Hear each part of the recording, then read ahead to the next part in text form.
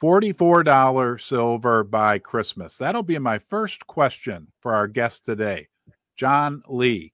He's a respected voice in the precious metals community, and he's the CEO of a silver mining company, Silver Elephant Mining. John, welcome to Ron's Basement. Hi, great to be back at your show, Ron. I think this is our third acquaintance so far. Well, it's great to have you. I watch all the videos that you put out. You have great insights into the silver price. So if I ask you that question, John, I'm predicting we could get to $44 silver by Christmas. Am I crazy, or is it possible? Well, I think that's a bit of a belated forecast. I believe last time we talked, or not so long ago, 3 months ago, when silver was $32, the gold was barely $23.50, $2,400. And in the blink of an eye, gold right now, we're printing almost $2,700. Yet silver is still struggling to break out at that $32.50 handle.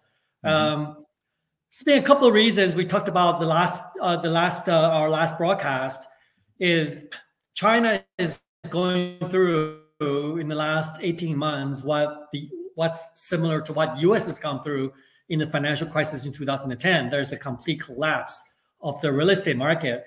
And I was actually just in China for business related to Silver Elephant, and the slowdown is very evident. And I was in Beijing and other second-tier cities that still, boasting population of close to 10 million people. And it's a very somber tune that I am singing, and also a very clear separation of the East versus the West. Like, for example, Google is complete ceased to function. The Google Maps, the Google reviews, just the Google of everything is stopped working there. And it's almost like everything stood in time from it was right before COVID of the places I visited. And there's no review since 2020. And it just seemed like everything stood still from it was 5 years ago. And all in all, China is one of the biggest silver consumer in terms of industrial applications, and also one of the largest silver producer because a number of major silver smelters are based in China. So I think a lot of that laggard in silver has to do with the slowdown in the Chinese economy. And sort of moving forward, and the fate of the silver again would then rest on quite a bit on what's going to happen with the decision made by the Chinese echelons above, whether they choose to reflate economy by printing more, or they more continue to continue their path of a deep reform, right? The judge is still out there. I mean, they could do something that the United States can never do, because the elections comes every 2 years on the Congress and 4 years on the presidential. So I don't think it's out of the question. In fact, Ron, I will go one step further and say that if silver were to make a run past $32, and if silver were to go past $32 for, say, more than 10 trading days for 2 weeks in a row, then the silver market is clear to challenge 50. I don't think there's much resistance between 32 and 50.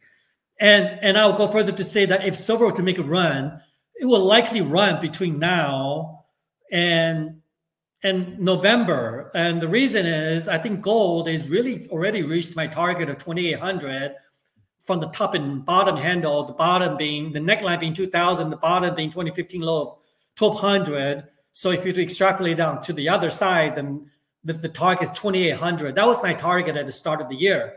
So the run for gold, if it is any sort of a conventional run up, then gold this gold bull market is already long in the tooth.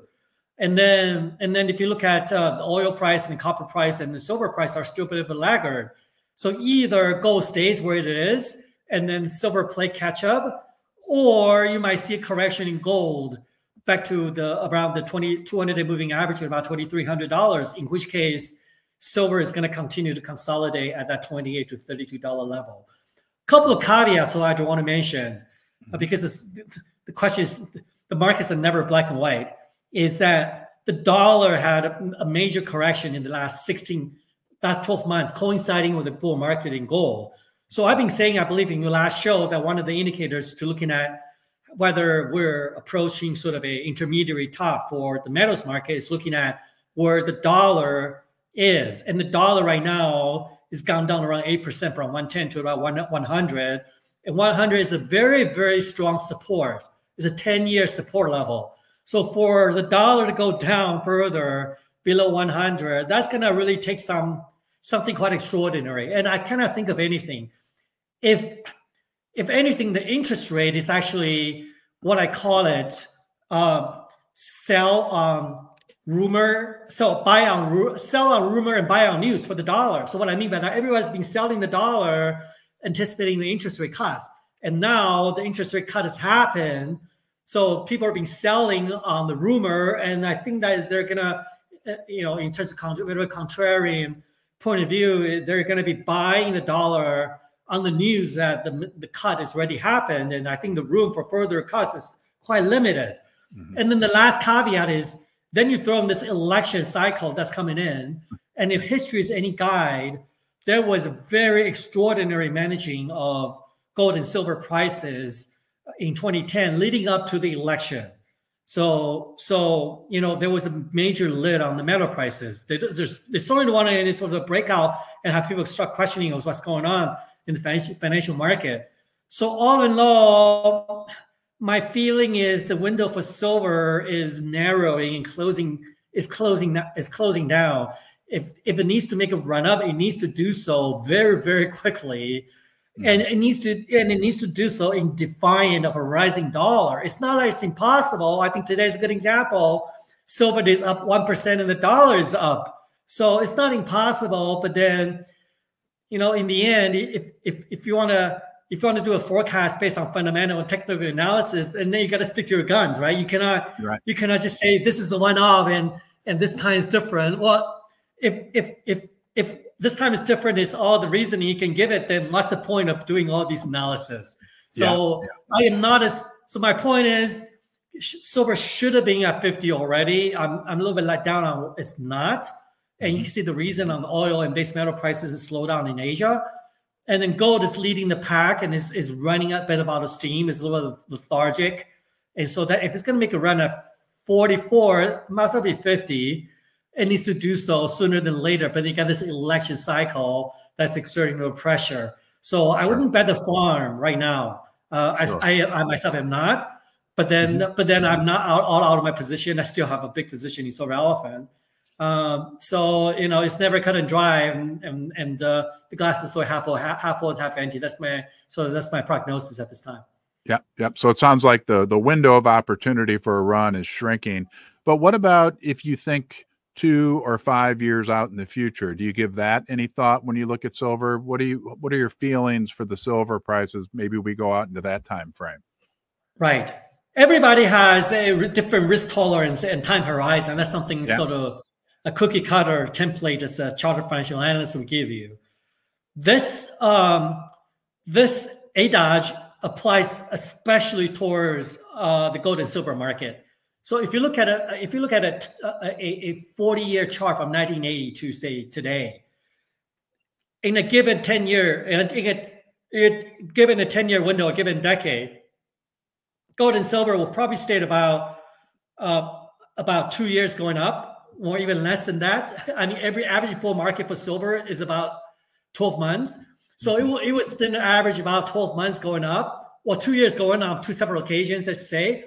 And then 3 years going down, and then 5 years of doing nothing. So, given that again, if you look at that cup and handle formation, it's a major breakout. It's over a decade long cup and handle formation for gold and also for silver, and it's not broken out of that a neckline of 2000, and silver still covering at $30 level, which is the neckline, and it's broken out of 2800. Usually these metals run, I can give you a lot of different reasons for that. Usually they run and they will run nonstop until the buy and exhaust. And in fact, the cartel will fuel the fire and to exhaust the buying. And cartel, the reason to do that is, as the price go up, your buying power for the number of gold, amount of gold and silver you buy is reduced. So they will try to create that top. From there, they will start picking on it and picking on it some more. So I would say you don't want to be, you don't want to be riding all the way down, even if your time horizon is 5 to 10 years. Yeah. I would say we're within months of establishing a top for gold, and if that's the case, then I don't really have a short-term forecast for gold and silver. I would just say this gold run already reached to my expectation, but there's other factors, that are maybe a paradigm shift in the dollar reserves standards and the advent of digital currency and the ways to circumvent that. And there may be other factors out there, but I am not in the camp of the dollar's demise. It is still the king of fiats. And so I don't see the dollar. I just put it this way. I don't think the gold is going to go to the moon because the dollar is going down to the toilet. I don't see that the case. So and if my thesis is true that gold is making a top, whether it's 2,800 or it could blow off to 35 or even 4,000, this is going to be the top that's going to be there for a while, because I don't see any other particular crazy scenarios that's going to be additional catalyst to where gold already is. Right. As the CEO of a silver mining company, if we shift over to the general silver mining sector, do you think $30 silver, if we maintain that level and build a floor there and maybe move up from there, is that a good environment for the silver mining sector? No. If you're looking to buy gold, silver, or platinum, do yourself a favor and check out Pimbex, the online precious metals bullion dealer and sponsor of Ron's Basement. I was a happy customer before they offered to support the channel.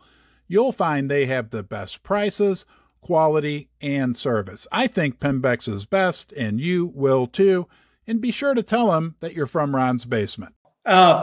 I would say, I mean, gold and gold mining company probably has done better. Gold mining company has done better than silver mining company, and certainly for copper miners. But where silver is, it really hasn't caught up inflation. And if you look at the gold to silver ratio right now, is around 83, 85. That is on the high side. The historic average is around 70. So at say a $2,600 gold at a 70 gold to silver ratio, gold should be closer to $40 and it's $30. And if you look at the quarterly financial statements of the major silver producers, they are losing money at a $30 silver, and coincided with the lack of additional investments exploration, because silver prices in the doldrum in the last 10 years. A lot of the reserves, silver miners reserves, has been depleted, and you see the First Majestic has made a major acquisition, aiming at a very, very heavy dilution to acquire Gatto at a fairly large premium.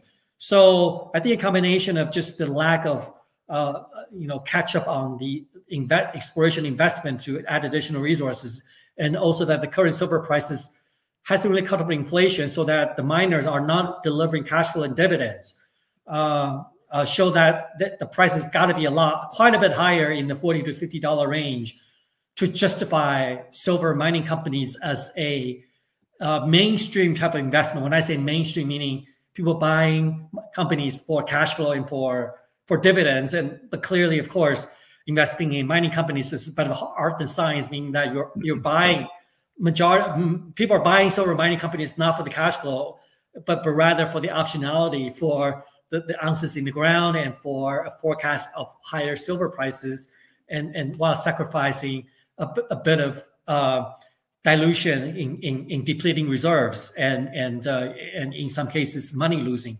endeavors. So I guess I have a two-part question for you then. If the big mining companies are not making money, I would think that there is then limited investment being made into exploration, the future pipeline for silver coming onto the market. And you and I could talk, I think, for hours about the supply-demand fundamentals, the skyrocketing demand for silver from the solar panel industry, from electronics, everything else. But if the big mining companies don't have the money to invest into their future pipeline of silver ounces in the ground, at some point, does that supply-demand dynamic impact the silver price directly? And then I guess second part of my question is flow through to the development stage, exploration stage silver companies like Silver Elephant, and that those big companies are going to need to just acquire companies to plug that hole in their pipeline. Yeah, I think of the second part and the first part. I saw a bit of doom and gloom, and that's been reflected somewhat, if not fully reflected, in the current junior prices. Right. Even though, let's just say the likes of Silver Elephant has already doubled this year from the bottom, from the 25.7, 27 of your entry point when we talked, in the spring or in early summer, but it's still around 60-70% from what it was 3 years ago in 2021. And we have Silver Elephant actually being one of the better performers in the silver junior market in 2024, and some of our peers are still way at the bottom, like historical bottom. Even we have a rebound in the silver prices.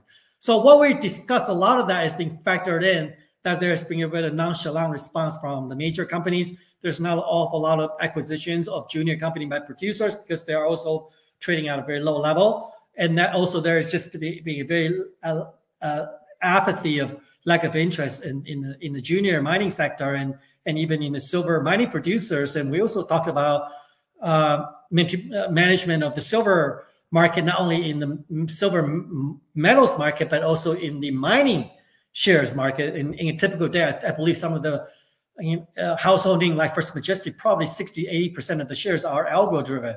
Even in the case of Silver Elephant, I know that I survey my shareholders. I know who my shareholders are. Nobody's trading, and yet you have all these people that are selling the market, which is inexplainable. And so you got all this negative factor working against it. Yeah, I mean the stock is climbing that wall of worry, and so I believe that any bit of a sort of a revise of the outlook to the upside will have a material impact on the metal price, on the mining share prices. Now go back to the supply and demand. I hold a little different view. I think I also talked to you before. My view may be slightly different from your other guests. Is that the metal prices and commodity prices, or any market for that matter, in the last 20-30 years are almost entirely driven by speculative interest. And I think there's not a better example than looking at oil price during COVID. I mean, just because there's COVID doesn't mean that you're not using oil anymore. Albeit you drive less, but you need oil to cook, you need oil to generate electricity, you need oil for everything that you do, for the military, for everything. And yet you see oil went to negative. So you can see what oil can do on the negative side, pressured by these speculators. They could do equally as much of a damage, but equally as a bit of a numbers on the upside as well. So I really don't read the industrial demand that much. I mean, if that is the best indicator for forecasting silver prices, then Silver Institute and you can pick up any research paper would have predicted silver prices better than anybody else. But yet, they're always a bit of silver price trading is always a bit of a dart, right? Dart on the board, and you just never know which way it's going to go. Because you got all this different geopolitical factors of China and Asia, a lot of swinging investment demand. Then you got on the industrial demand, and you got the investment demand, of which you really don't know when those gold bugs is gonna rotate their gains into silver. And so you got all different factors. So I don't read. And then also on industrial demand, you talk about solar and all the different applications. If silver price were to double, then in the short term, this industrial demand will fuel the fire, because silver is a strategic critical mineral that's required for electronics and you cannot just switch off and off in the short order. So they actually will fuel the fire to secure their supply in the next 6 to 9 months. So actually buy, up in the process. But if silver prices were to be sustainably high, kind of like palladium, then platinum is going to come into play. In case of silver, there's a lot of different other metals and also technology could reduce the silver consumption. In the case of solar panel, per unit of silver gold to solar panel has gone down more than 50%. So there's a lot of different, I'm hearing there's a lot of buzz about fluorspar and a lot of different elements that could substitute conductors applications. So I never see silver industrial demand as being the major driving factor in the short and medium term for the silver prices. So rather, I'm more curious as to whether investment demand in silver is going to catch up to where gold is right now, because it certainly hasn't, right? Yep. And then hopefully the a Chinese economy will stabilize to a point where industrial demand is not going to exert a negative to the silver market. Yeah. I want to shift gears and talk specifically about your company, because I am a shareholder. This is a sponsored video, but I'm very excited about what's going on with Silver Elephant. But I have one more question for you regarding just kind of the general silver market, and also this relates to the junior, well, the whole silver mining sector as well. How big of a factor do you think it is, or small of a factor, that both? I read the other day that the entire silver mining sector combined has a market cap of about $20 billion. And then I also just think about, if there's 1 billion ounces of silver produced every year, that's 30 billion worth of silver. And if you compare that to, the market cap of Apple Computer, it's like, 0.5% or 1%. That the fact that that both the physical metal and the mining sector as a whole are so small, that if there is any tiny shift of sentiment and money flowing into it, that a tiny amount relative money could make a major impact in those sectors. Right. The size of the silver market and silver mining sector and mining sector in general is a blessing and it's a blessing and a curse. Right. And the reason I say that is, the wealth gap is polarized, as you know. So either people have a lot of money or they have no money. Yeah. And because of the small size of the silver market, it's just not big enough. And that's why you see this diversion of gold and silver. That's why gold to silver ratio went up over 100. It's only happened a couple of times in history. And usually that happens when there's a major war going, or major, there's a big depression going, and just. But right now, you're looking at the equity market at all-time high. There's not any extraneous circumstances or war. There's not any fear in the market yet. Silver should have been outperforming gold by a long stretch already, like it was in 2011, post financial crisis, right? But it hasn't happened, and part of my reason, I'm scratching my head. Why is this happening? Typically silver has a correlation to the equity market because it's speculating. It is a greed game. This is not about run for the hill. If it's a run for the hill, people will not be buying silver. So there's very little speculative interest. That was just on the call with David Morgan. He said the number of subscribers for his newsletter is tepid demand. And so in short, is the market is too small for Elon Musk's, for Jeff Bezos, for the Koch brothers, for the LVMH, for Zara's, for the Dubai's, for the Middle East, just too small for the Xi Jinping's. These guys' wealth are in the tens of billions, hundreds of billions of dollars range. There's not a market for silver for them to get in. So as much they're eager to do that, there's not a way for them. The market's not able to absorb the demand, their liquidity. So that is the curse, right? But the blessing is this.